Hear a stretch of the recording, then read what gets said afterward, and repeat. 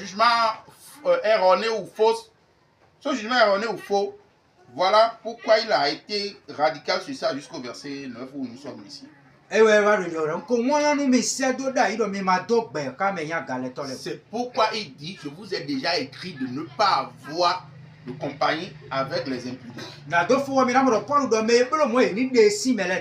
pour finir, l'apôtre Paul dit, celui qui a fait ça, il faut qu'on l'écarte de l'assemblée.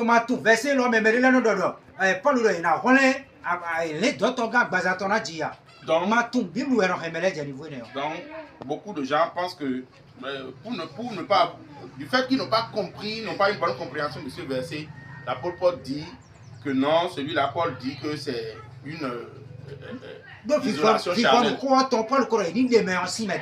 Jusqu'à la fin, l'apôtre Paul dit de retirer le méchant du milieu des saints.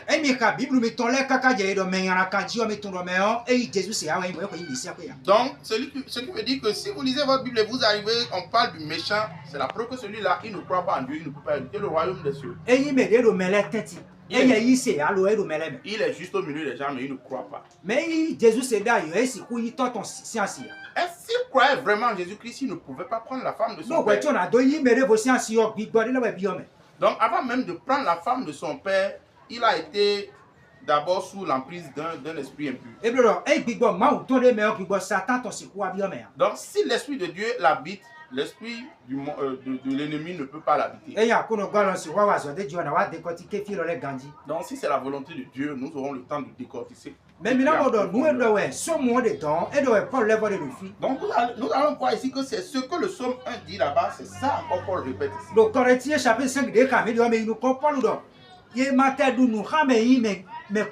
dans le livre de 1 Corinthiens à son chapitre 5 ici, l'apôtre Paul dit de ne même pas manger, de ne même pas mettre la main dans la même assiette qu'une telle personne.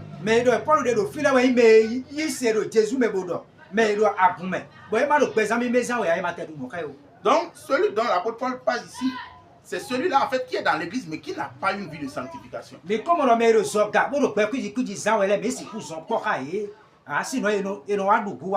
Donc nous voyons déjà que ceux qui sont à l'extérieur, ceux qui sont dehors, qui ont déjà une vie impure, nous ne pouvons même pas marcher avec eux.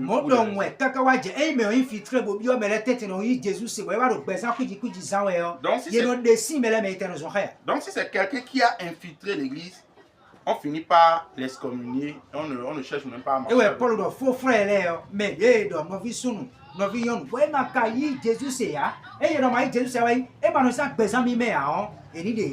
Donc c'est là Paul dit que celui qui ne croit pas, celui qui est au milieu de l'assemblée, mais